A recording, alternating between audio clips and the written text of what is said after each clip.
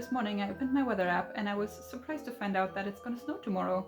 That is not something that usually happens here around this time of year. If it happens at all, it happens maybe in January, but not in mid-November, so I am pretty excited about this. And I immediately got into a very wintry mood.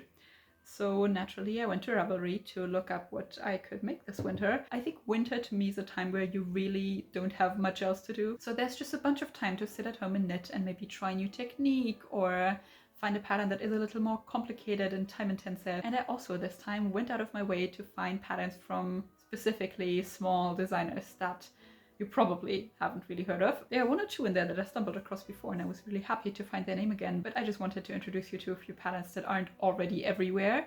So this is a bit of a niche hidden gems type of video, and let's get started. The first pattern that I brought today is my own, because this is what I most recently released. This is the Lille Blouse, which I am very excited that all of you can make it now, because I was working on this for a long time, a few months. So I'm pretty happy that it is uploaded to Ravelry now. It is completely free, so you can go there and you can download it and make it and let me know what you think.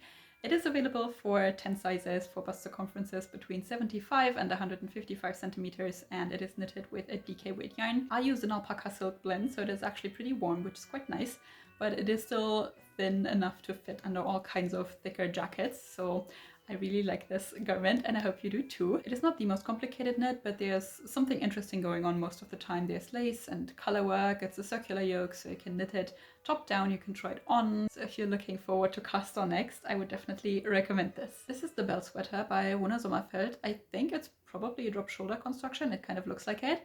And I really like the vertical lines on that. I don't feel like that's something I see in color work a ton, where it flows vertically instead of horizontally. So I think that's really interesting visually. I really like the blue edges that she did. It's a great design, I think. I'm a bit confused about the yarn on this, because it does say it uses light fingering weight yarn, but on a 3.5mm needle, and I'm just not quite sure how those go together and produce this type of result. But you should probably be able to figure it out with the gauge at least, to find a yarn that works with this, and then I think this would be a wonderful project. This is also a really fun colorwork design. It is called Marie Sweater by Marie Skrindo, and first of all, really cool to name sweater after yourself. I should do that. But second of all, it is a cool design. I like the circular shapes on it, and I also really like that she did it in all green, but in two different enough green that you can definitely see the design. But I don't know, sometimes when color work has too many colors, I feel like it becomes a bit difficult to style, but this is really cool. I'm also very intrigued by the yarn she used for this. It is by a brand called 𝗙𝗡𝗡, which I'm not familiar with, but it is a bulky weight and it has mostly mohair and then some wool and a little bit of nylon.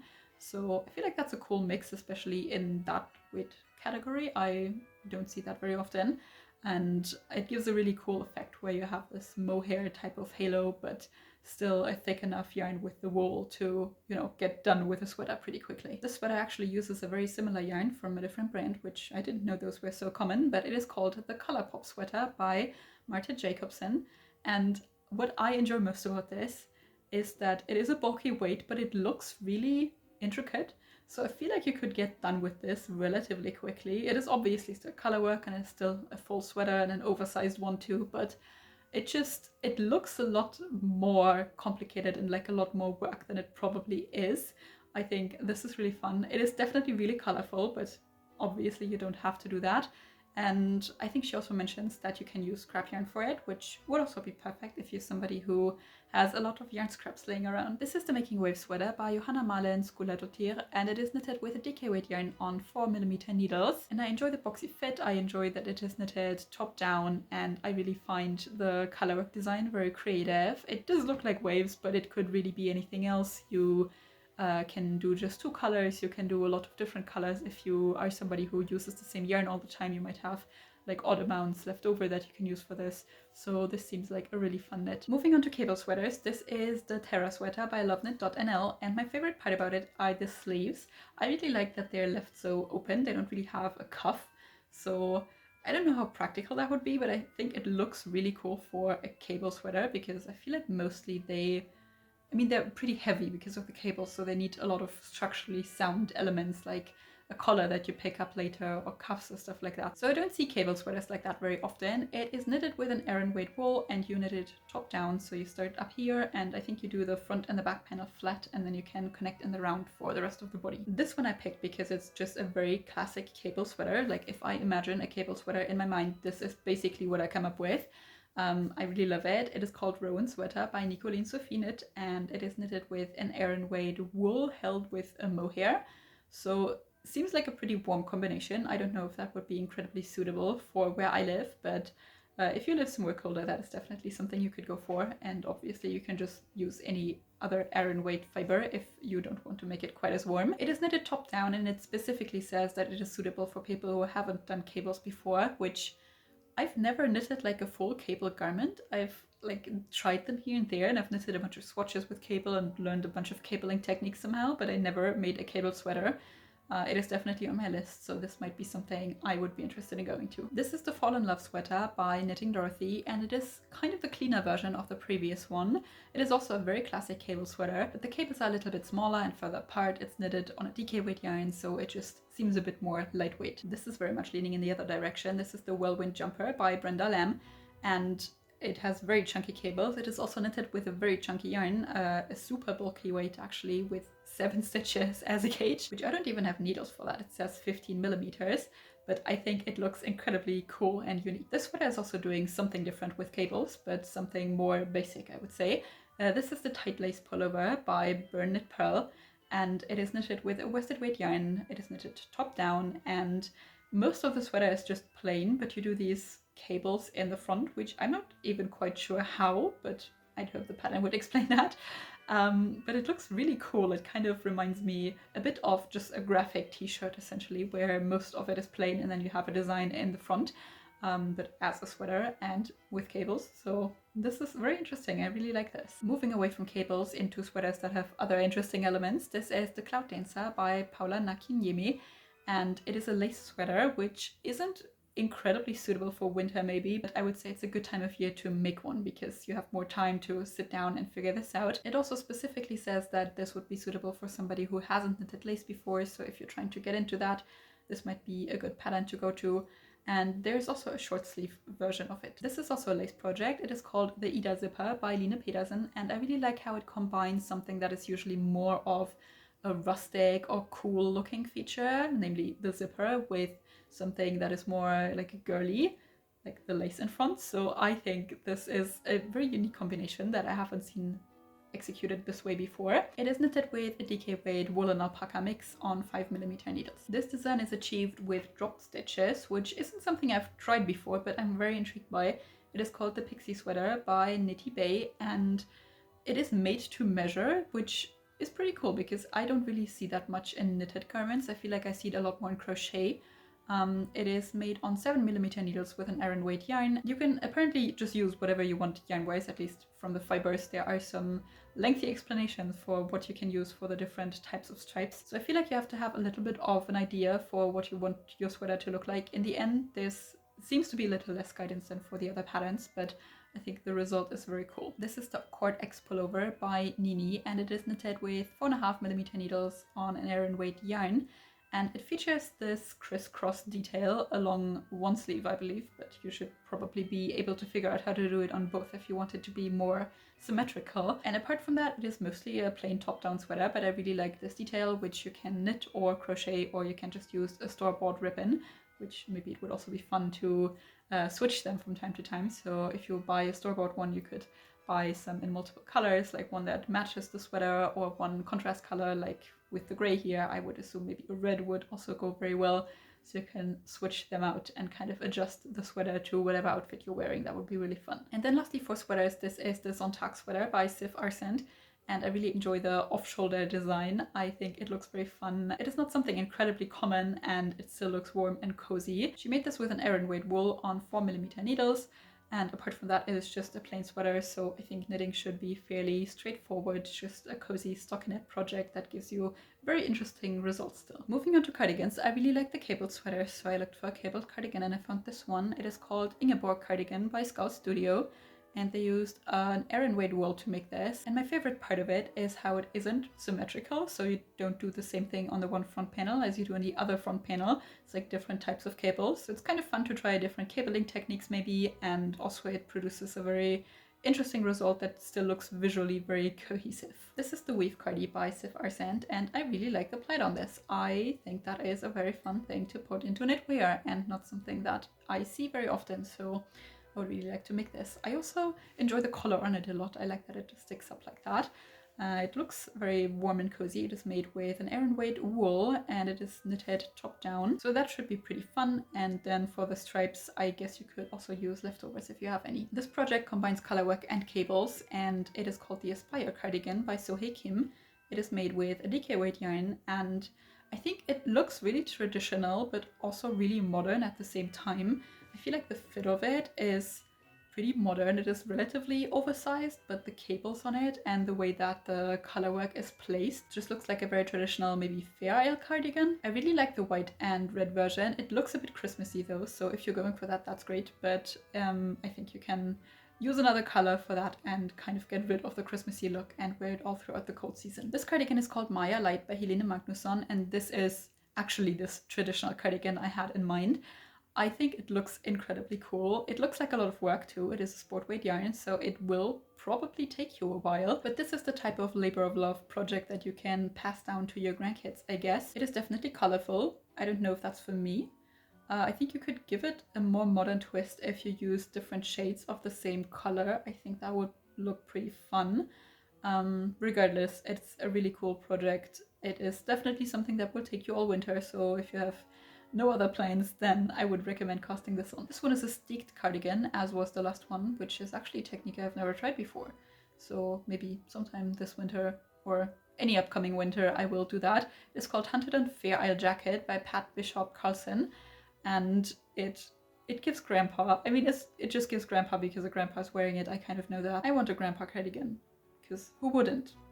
It is knitted with a DK weight yarn and it has color work all over, so you will definitely be busy if you're making that, but I assume that that is what you're going for if you cast this on. Moving on to mittens, I have two more basic ones and then a few color work mittens. So these are the Amalie's Finnvort by Rita Nygaard Andersen, and I'm pretty certain I already showed one of her patterns in my gift knitting roundup, and I was already surprised back then that it didn't have enough projects for how cool it was, and I am still surprised now because look at it.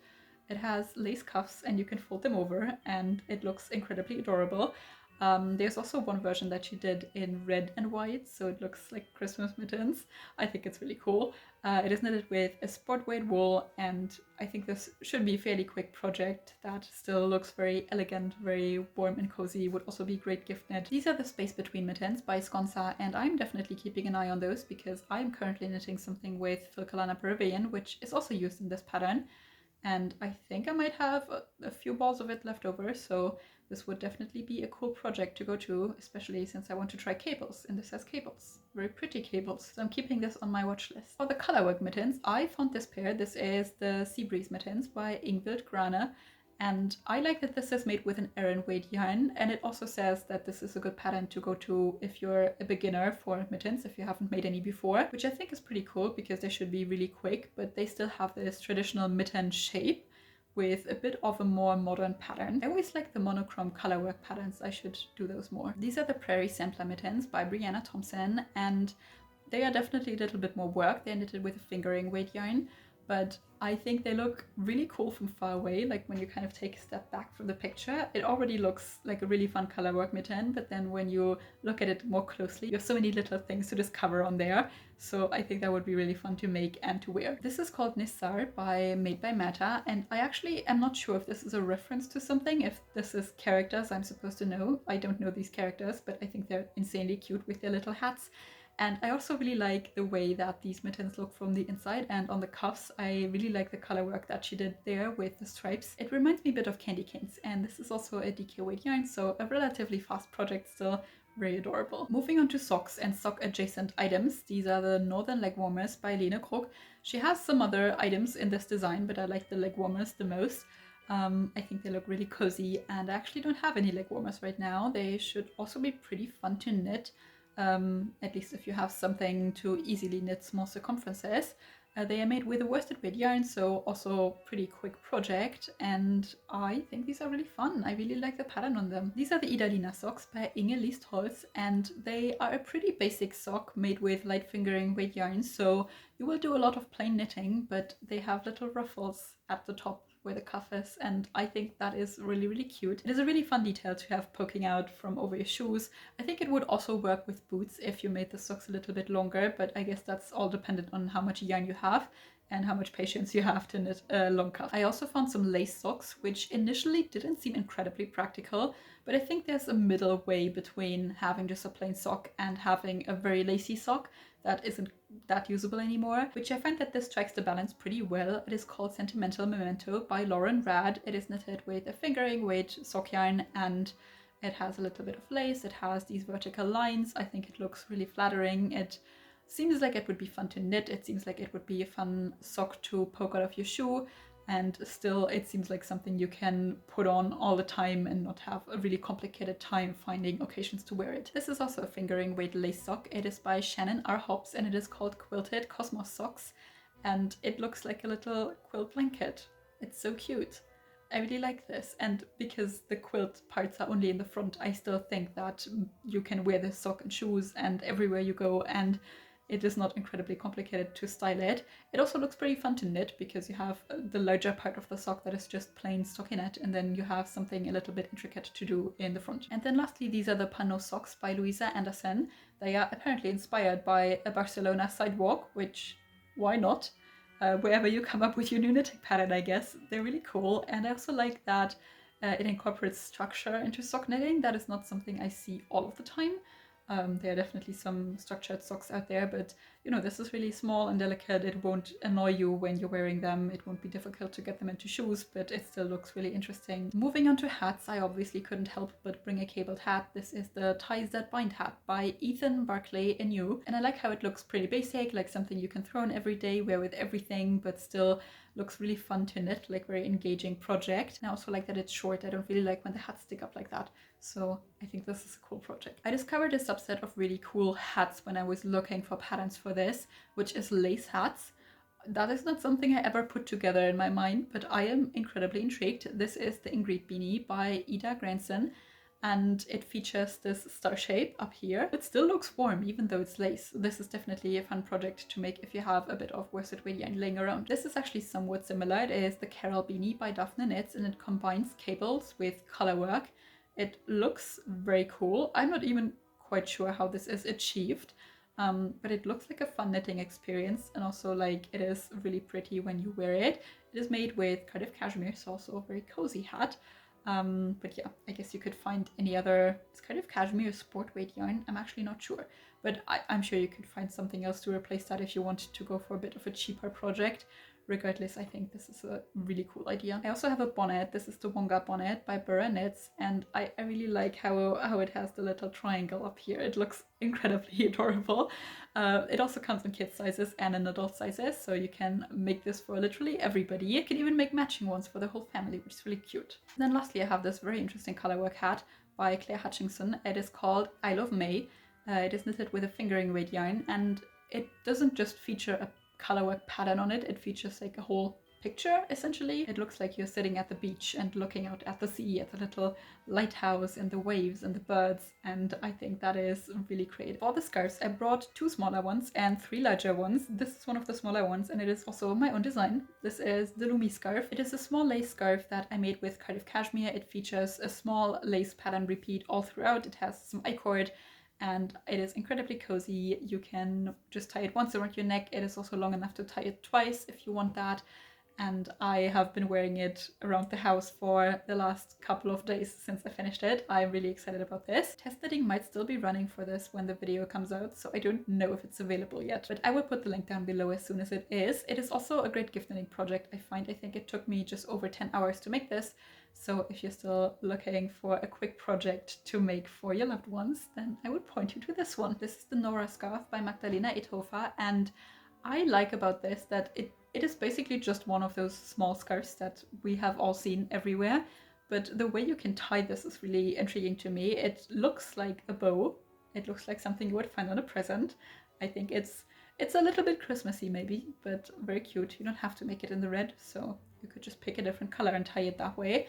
But I think it adds a very interesting element to an otherwise plain outfit. For the bigger scarves, this is definitely one for when you have time on your hands.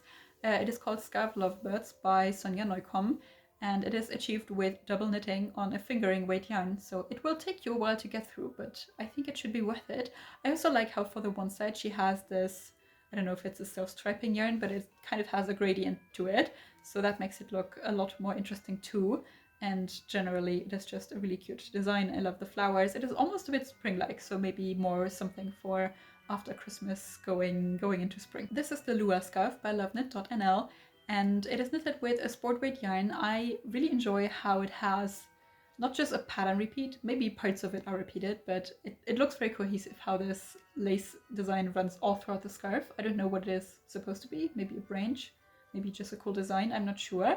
Regardless, I find this a very interesting idea. And then lastly, I have this skinny cable scarf by Lini Lunitz, which is already very descriptive of what it is. It is a skinny cable scarf, but I really enjoy this. It is knitted with a worsted weight yarn, and I like how it combines something as classic and traditional as a cable in winter with something that is more of a trendy thing right now, like these skinny scarves. And I also really enjoy the tassels on it. I think it looks really, really fun, and I will probably be making this if I have leftover yarn. Okay, that was all of the patterns I had to share for today. As you might be able to see, we are quickly losing sunlight. It is truly winter. I was trying to fit this into a time of day where you could still see me. Anyways, if you have more cool recommendations for small designers that you like, or for patterns that you like making for winter, you should let me and everybody know in the comments. You should also let me know if you found some inspiration here, if you're going to make any of the patterns I suggested, and I will see you next time.